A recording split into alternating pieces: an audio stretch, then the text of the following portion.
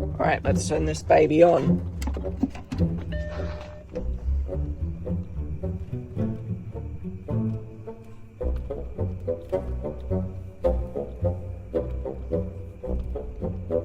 Give it some time.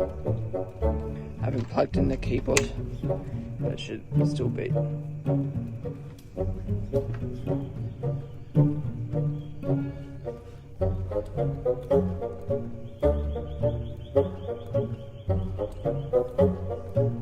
Alright, so we're all fired up.